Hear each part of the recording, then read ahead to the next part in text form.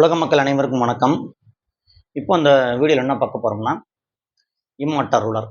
ஏன் திருப்பி இந்த இம்மார்ட்டல் ரூலர் அப்படின்ற தலைப்பில் வீடியோ போடுறேன்னா, இன்றைக்கி நான் ஒரு வீடியோ பார்த்தேன். அதை பார்த்துட்டு தான் சரி இந்த இம்மார்ட்டல் ரூலர் தலைப்பில் திருப்பி வீடியோ போடலாம் அப்படின்னு நினச்சேன். பார்த்தீங்கன்னா, ட்ரெண்ட் டாக்ஸ் அப்படின்ற சேனலில் வந்து இம்மார்ட்டல் ரூலர் பற்றி ஒருத்தர் இன்றைக்கி வீடியோ போட்டிருந்தாரு. தான் இம்மார்ட்டல் ரூலர்னு சொல்லி ஒருத்தர் இன்றைக்கி வீடியோ போட்டிருந்தாரு. அதை நான் பார்த்துருந்தேன். அதனால் வந்துட்டு நான் வந்து சரி அதை பற்றி பேசலாம் அப்படின்னு சொல்லிட்டு வீடியோ போட்டிருக்கேன். ஏன்னா அவர் வந்து தன்னை வந்து பெருமாளோட அவதாரம், கிருஷ்ணர் பெருமாள் அவதாரம்னு சொல்லிக்கிறாரு, கடவுளுடைய அவதாரம்னு சொல்லிக்கிறாரு.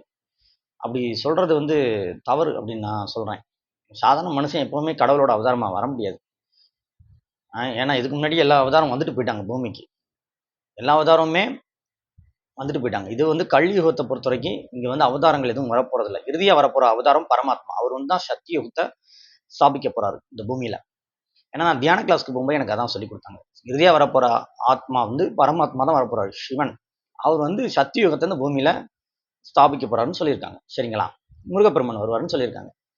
சில பேர் முருகப்பெருமான் சொல்லுவீங்க. நானும் என்னோட சேனலில் நிறைய முருகனுடைய ஆட்சி தான் வரப்போகுதுன்னு சொல்லியிருக்கேன். இப்போ அதை வேணால் நம்பலாம். முருகன் வருவார், சக்தி யுகத்தில் வந்து தகுதியுள்ள ஆன்மாக்களை கொண்டு போவார். சிவன் வருவார், சக்தி யுகத்துக்கு தகுதியுள்ள ஆன்மாக்களை கொண்டு போவாங்கன்றாங்க. ஏன்னா கலியுகத்தில் வந்து நிறையா பிரச்சனைகள் நடந்துகிட்டு இருக்கு. அதுலேருந்து நம்ம மீண்டு போனோம்னா சத்தியுகத்துக்குள்ளே போகணும், அப்போ கடவுளர்கள் வழி நடத்துவாங்க அப்படின்னு சொல்லிக்கிறாங்க. இப்போ அவர் வந்து ட்ரெண்ட் டாக்ஸ் சேனலில் வந்து அவர் என்ன சொன்னார்னா, தன்னை வந்து கிருஷ்ணரோட அவதாரம், பெருமாளோட அவதாரம், சிவனோட அவதாரம் என்னென்னமோ சொன்னார். அந்த வீடியோ நான் ஒரு டைம் தான் பார்த்தேன். பார்க்குறக்கே ரொம்ப பொறுமையான நிறையா பில்டப் கொடுத்துருந்தாரு. ட்ரெண்ட் டாக்ஸில் வந்து நீங்கள் போய் பார்த்தீங்கன்னா தெரியும். அந்த சேனலில் வந்து அது பார்த்தா ஒரு 10,000 வியூஸ்லாம் போயிருக்கு. ஆச்சரியமாக இருக்குது. ஏன்னா நானும் போய் ட்ரெண்ட் டாக்ஸில் பேசுனேன்னா 10,000 வியூஸ் போக தான் செய்யும். ஏன்னா அது சேனல்ஸ் வந்து பெரிய சேனல்.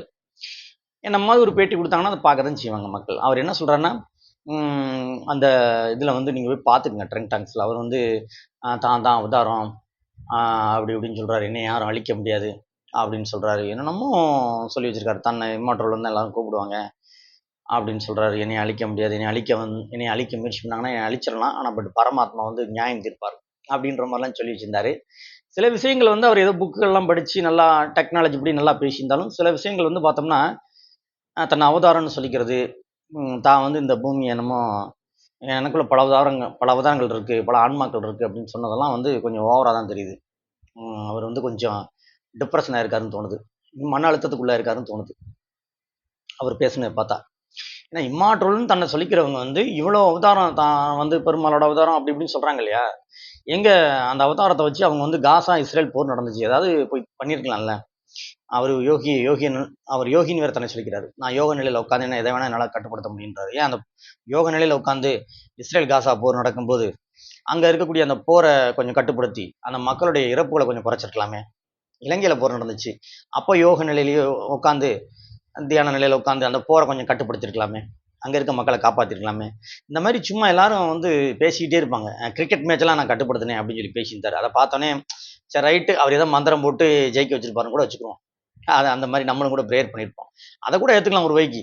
பட் ஆனால் அப்போ கிரிக்கெட் மேட்சை கட்டுப்படுத்தக்கூடியவங்க வந்து அரசியலில் வந்து கட்டுப்படுத்தி யாரை ஆட்சியில் உட்கார வைக்கணும்னு நினைக்கிறாரோ அவங்களுக்கு ஆதரவாக ஏதாவது கட்டுப்படுத்தி அவங்கள ஆட்சியில் உட்கார வைக்கலாமே யோகி நிலையில் உட்காந்து. அதனால் சும்மா என்ன தேவை அடிச்சு விட்டுட்டு இருக்குது. யூடியூப்பில் வந்து இப்படி தொடர்ந்து வீடியோ போடுறதுனால இந்த இம்மாற்றல் தேடலையே மக்களுக்கு வந்து ஒரு இது இல்லாமல் போயிடும் போல். நான் வந்து ஒரு 7 நாளாக வீடியோவே போடலை, ஒரு வாரமாக. என்ன ஆச்சுன்னு பார்த்தோம்னா நான் வந்து அதையும் சொல்லிடுறேன். என்ன ஆச்சுன்னு பார்த்தோம்னா, நான் பாட்டுக்கு போயிட்டு இருந்தேன் பைக்கில். எப்பயும் போல் பைக்கில் 15 வருஷமாக பைக் ஓட்டுறது தான். 15 வருஷமாக 18 வருஷமாக பைக் ஓட்டிக்கிட்டு தான் இருக்கேன். நம்ம பாட்டுக்கு பைக் ஓட்டிக்கிட்டு இருந்தோம். கடைசியில் வந்து பார்த்தோம்னா நான் பைக்கில் போயிட்டு இருக்கும்போது சர்வீஸ் ரோட்டில் தான் போயிட்டு இருந்தேன். பார்த்தோம்னா திடீர்னு நான் சர்வீஸ் ரோட்லேருந்து பைபாஸுக்கு மாறலாம்னு சொல்லி ரைட் சைடில் ஏறி போனேன். கடைசியில் வந்து பார்த்தா ஒருத்தர் ஹார்னும் அடிக்கல, என்ன அடிக்கல, பின்னாடி ஒரு கார் வந்து அடிச்சிச்சு. பிரேக் அடித்தாங்க. அவங்கள முன்ன மிஸ்டேக் சொல்ல முடியாது, நான் போலீஸ் கேஸ் கொடுத்துட்டேன். பிரேக் அடித்தாங்க. பட் ஆனால் இருந்தாலும் பிரேக் அடித்தோன்னே ஜர்க்காமலே வந்து இடிச்சிச்சு என் வண்டியில். இடிச்சு கீழே விழுந்து கொஞ்சம் அடிபட்டுருச்சு. அடிபட்ட மாதிரி தெரியலையே அப்படிம்பாங்க. ஏன்னா நிறையா பேர் வந்து ஹாஸ்பிட்டலுக்கு வந்தவங்களே சொன்னாங்க, உன்னைய பார்த்தா காரில் விழுந்து ஆக்சிடென்ட் ஆகி ஆம்புலன்ஸ்லாம் வந்து தூக்கிட்டு போய் ஹாஸ்பிட்டல் அட்மிட் பண்ண மாதிரியே தெரியலையே, ஒரு காயத்தை கூட காணாமேன்னு கேட்டாங்க நிறையா பேர். காலில் ஒரு கட்டு போட்டிருக்கேன், பார்த்தீங்கன்னா தெரியும் நேரில் வந்தால். காலில் ஒரு கட்டு போட்டிருக்கேன். இன்னொரு 13 நாளில் ரெக்கவர் ஆயிரும், நான் நார்மல் ஆயிடுவேன். 13 நாள் கழிச்சு நடக்க ஆரம்பிச்சிடலாம். காலில் வந்து கொஞ்சம் அடி. கீழே விழும்போது கொஞ்சம் காலை முடிட்டேன், ஒரு சின்னதாக ஒரு ஃப்ராக்சர் ஆயிடுச்சு, அவ்வளோதான். நல்ல வேளை, சிவனுக்கு நன்றி சொல்லணும், சிவனுக்கும் முருகப்பெருமானுக்கும் நன்றி சொல்லணும். ஏன்னா கோவிலில் காலையில் பூஜையை போட்டு தான் பைக் எடுத்தேன், அதனால ஏதோ ஒரு கண் திஷ்டி அடிச்சிருச்சு, விழுந்துட்டேன், அவ்வளோதான், விடுங்க. இதை நான் ஒன்றும் பெருசாக எடுத்துக்கல, இதை நான் உட்காந்து ஆராய்ச்சியும் பண்ணல. சரி, நம்ம இனிமேல் கொஞ்சம் கேர்ஃபுல்லாக போய்க்கணும், ஏன்னா ரொம்ப ஓவராக போகக்கூடாது, கண் திஷ்டி ஆகுது. ரொம்ப இறைபக்தியில் இன்னும் அதிகமாக நான் வந்து இறைபக்தியில் இன்னும் அதிகமாக இருக்கணும் அப்படின்னு நினச்சிக்கிறேன். ஏன்னா கண் திஷ்டினால தானே இப்படி ஆயிருக்கு. அப்போது இறைவனை இன்னும் கொஞ்சம் தேடணும், இன்னும் தியானத்தில் உட்காரணும், அந்த இறை ஆற்றலை வந்து முழுமையாக பெறணும் அப்படின்னு நான் நினைக்கிறேன். ஏன்னா நான் இறையாற்றலை பெற்றது வந்து ஏதோ கொஞ்சோன்னு பாதி பெற்றிருப்பேன், பாதினா ஒரு 60% நான் இறையாற்றலை பெற்றிருப்பேன்னு வச்சுக்கோங்க. இன்னும் கொஞ்சம் முயற்சி எடுக்கணும். ஒரு 50% என்கிட்ட இறையாற்றல் இருக்குன்னா இன்னும் அதிகமாக இறையாற்றல் பெற்று நம்ம வாழ்க்கையில் நம்ம வந்து கொஞ்சம் கவனமாக பயணிக்கணும்.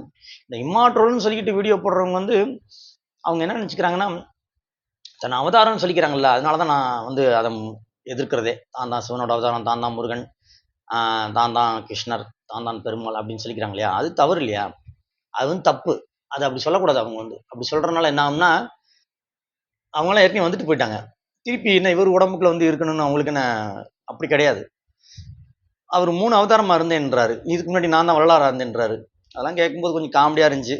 சரி, போடணும்னு நினச்சேன், நான் வீடியோ போட்டேன். அவரை போய் பாருங்கள், அந்த சேனலில் ட்ரெண்ட் டாக்ஸ்ன்னு சொல்லி ஒரு சேனல் இருக்குது. ஸோ இப்போ அதனால் இம்மாற்றலுன்றவங்க நம்ம சொன்ன மாதிரி 2025 வருவாங்களான்றதே நம்மளுக்கு வந்து அந்த நோஸ்ட்ராடமஸ் ப்ரிடிக்ஷன்ஸ் படி அதுக்கு இன்னும் காலகட்டங்கள் என்ன, இன்னொரு 6-7 மாதம் இருக்குமா? அது வரைக்கும் நம்ம வெயிட் பண்ணி தான் பார்க்கணும். அது என்ன ஏதுன்றதை அடுத்தடுத்த வீடியோக்களை நான் கொஞ்சம் பொறுமையாக போடுறேன். மாதத்துக்கு ஒரு வீடியோ தான் போட முடியும், இல்லை ஒரு 2-3 வீடியோக்கள் போடலாம். பாலிடிக்ஸில் சரி, இப்போ இவ்வளோ பேசுகிறார் இவர், இந்த ட்ரெண்ட் டாக்ஸில் பேட்டி கொடுத்தாரு இம்மாற்றல்னு, இவ்வளோ பேசுகிறவர் அரசியல்வாதிகளை எதிர்த்து ஏதாவது ஒரு வார்த்தை பேசியிருப்பாரா? அந்த சேனலில் நானும் ஊர்மையாக கவனித்து பார்த்தேன். சரி, இதான் அரசியல்வாதிகள் இணைய மாதிரி தைரியமாக திட்டுவாரான்னு பார்த்தேன், திட்டலை. பிடிச்சி ஏதாவது நல்லா அரசியல்வாதிகளை பிடிச்சி திட்டிட்டு ஆட்சி முறைகள் சரியில்லை, நல்ல ஆட்சி முறையை கொண்டு வரணும்னு சொல்லியிருந்தாருன்னா நம்ம வரவேற்கலாம். சும்மா நான் தான் கடவுளோட அவதாரம்னா, இப்போ கடவுள்லாம் வந்துட்டு போயிருக்காங்க, அவங்க மீண்டும் வந்து ஆட்சி அமைக்க போகிறாங்க. சித்தர்கள் தான் வந்து பூமியில் இப்போ நடக்கக்கூடிய அத்தனை செயலுமே முருகன், சிவன், சித்தர்கள் அவங்க தான் இந்த உலகத்தையே கட்டுப்படுத்தி இயக்கிட்டு இருக்காங்க. அவங்களால தான் எல்லாமே நடந்துகிட்டு இருக்கு. இப்போ அமெரிக்காவில் தீ பிடிச்சிருந்துச்சு, இயற்கை சீற்றம், சரிங்களா? அது வந்து சித்தர்கள், முருகன், அவங்க சிவன் கோபம் கொண்டு அமெரிக்கா மேலே ஒரு காட்டுனாங்க. இஸ்ரேலில் அடுத்து தீ பிடிச்சிச்சு, பயங்கர தீ இஸ்ரேல். உங்களுக்கு தெரியும், இப்போ நான் ஒரு 4 நாளைக்கு முன்னாடி 5 நாளைக்கு முன்னாடி நியூஸ்லலாம் பார்த்துருப்பீங்க, இஸ்ரேல் வந்து பயங்கர தீ பிடிச்சி எரிஞ்சிருக்கு. இதுக்கும் காரணம் வந்து சிவன், முருகன், சித்தர்கள், அந்த உலகத்தை பிரபஞ்சத்தை இயக்கி கொண்டிருக்கக்கூடிய சித்தர்கள் தான் வந்து சில காரியங்கள் செய்கிறாங்கன்னா, இதை உட்காந்துக்கிட்டு சாதாரண மனுஷன் வந்து நான் தான் செஞ்சேன்னு எப்படி சொல்ல முடியும்? அவங்க பாவம் செய்கிறாங்க, அவங்க அனுபவிக்கிறாங்க. இஸ்ரேல் வந்து காசா மேலே மக்களை வந்து கொடுமைப்படுத்தினா, கொலை பண்ணா, அப்போ அவனுக்கு தீ பிடிக்குது. அமெரிக்கா சப்போர்ட் பண்ணிச்சு, அதனால ஃபஸ்ட்டு அவனுக்கு தீ, துண்டி ஒருவனத்தை ஃபஸ்ட்டு தீன்ற மாதிரி அவனுக்கு ஃபஸ்ட்டு தீ, 2வது தீ அடித்தவனுக்கு 2வது தீன்ற மாதிரி இஸ்ரேலுக்கு 2வது தீ பிடிச்சிருக்கு. ஸோ இப்போ அதனால் என்ன நம்ம செய்கிறோமோ அதை நமக்கு நடக்கும்பாங்க. நம்மளும் பாவம் செய்யாமல் கரெக்டாக இருந்தோம்னா நமக்கு எந்த பிரச்சனையும் வராது. அது இஸ்ரேலாக இருந்தாலும் சரி, அமெரிக்கா இருந்தாலும் சரி, யாராக இருந்தாலும் சரி, என்ன செய்கிறீங்களோ அதான் உங்களுக்கு நடக்கும், அவ்வளோதான். இதில் வந்து யாரையும் ஒன்றும் கிழிச்சிட முடியாது. நம்மளை ஆட்சி செய்யறதுக்கு அந்த பரமாத்மா, சிவன், முருகன், இவங்க வந்து வழிகாட்டுவாங்க ஒரு நல்ல தலைவனை. சும்மா யூடியூப்பில் உட்காந்துக்கிட்டு வீடியோ போடலாம், தப்பு இல்லை. பாலிடிக்ஸில் இருக்க லீடர்ஸில் குறை சொல்லி வீடியோ போடலாம், ஏன்னா அவங்க பண்ணுற பூரா அட்டூழியம் தான், ஊழல் செய்கிறாங்க. இன்றைக்கி நான் பேச போனால் வேணாம், இப்போ எடுத்தவொடனே இப்போ தான் விழுந்திருக்கேன். பொலிட்டிக்ஸ் லீடர்லாம் இந்த வீடியோவில் விமர்சிக்க வேண்டாம்னு நினைக்கிறேன். அடுத்து நான் எப்படியும் இந்த மந்த் எண்டில் ஒரு வீடியோ போடுவேன், அதில் வந்து கடுமையாக விமர்சிக்க போகிறேன். இனிமேல் பாலிடிக்ஸ் தலைவர்களை இனி கொஞ்சம்லாம் குறைச்செல்லாம் பேசுறது கிடையாது, கடுமையாக ஆதாரத்தோடு பேசி விட்டுருவேன். இல்லைன்னா இந்த இவர் பேசினார்னா அதுக்கு என் சேனல் ஏற்றி விட்டுருவேன். நம்ம இவர் இருக்கார் இல்லையா, நம்ம அறப்போர் இயக்க தலைவர் வந்து அவர் ஏதாவது பேசுகிறாருன்னா அதை தூக்கி என் சேனல் ஏற்றி விட்டுறலாம் பார்க்குறேன். ஏன்னா அவர் ஆதாரத்தோடு பேசுவார், அதை தூக்கி ஏற்றிடலாம். இல்லைன்னா அவர் பேசுனதை மேற்கோள் காட்டி நானும் பேசுவேன். நம்ம வந்து அதுக்காக அரசியல்வாதிகள் வந்து தொடர்ந்து மக்கள்கிட்ட வந்து நிறையா இது வந்து பண்ணிக்கிறாங்க, ஒரு பணத்தை கொடுத்து ஜெயிச்சிக்கிறது, திரும்பி அதை விட ஒரு 100 மடங்கு சம்பாதிக்கிறது. நம்மளுக்கு 1000 ரூபா கொடுக்குறது ஓட்டுக்கு 2000 ரூபா, அவங்க 1 லட்சம் கோடி 2 லட்சம் கோடின்னு சுருட்டிட்டு போனாங்கன்னா என்ன அர்த்தம்? செலவழித்த காசை விட அதிகமாக சம்பாதிக்கிறாங்க. எத்தனை மடங்குனா ஒரு 100 மடங்கு சம்பாதிக்கிறாங்க. இதெல்லாம் வந்து ஏற்றுக்கக்கூடிய விஷயம் இல்லை. 2026 எலெக்ஷனில் எல்லா கட்சியை பார்த்து நான் ஒன்று கேட்குறேன், பணம் கொடுக்காம உங்களால் ஜெயிக்க முடியுமா 2026 எலெக்ஷனில்? ஏன்னா இப்போவே கேள்விப்பட்டேன், மதியம் ஒரு சேனல் பார்த்தேன், அதில் வந்து டிஎம்கே ஒரு ஓட்டுக்கு 2000 கொடுக்க போகிறாங்களாம், ஏடிஎம்கே சார்பாக 1000 ரூபா கொடுக்க போகிறாங்களா. என்னப்பா டபக்கு நீயும் சொல்லிட்டு 1000 ரூபா? ஆமாம், நான் சொல்லித்தான் 1000 ரூபா கொடுக்க போகிறாங்கன்னு பேசிக்கிட்டாங்க. ஸோ இப்போ இப்படிப்பட்ட ஆட்சி முறை வந்து எப்படி ஜனநாயக ஆட்சி முறையாக இருக்க முடியும்? இந்த ஆட்சி முறையை மாற்றி ஒரு நம்ம சித்தராட்சி கொண்டு வரணும்னு சொல்கிறோம். அதற்காக நம்ம குரல் கொடுத்துட்டு இருக்கோம். அடுத்த வீடியோ சந்திப்போம் மக்களே. நன்றி, வணக்கம். அடுத்த வீடியோ சந்திப்போம். நான் நல்லா தான் இருக்கேன், நலமா இருக்கேன். ஓகே, நன்றி.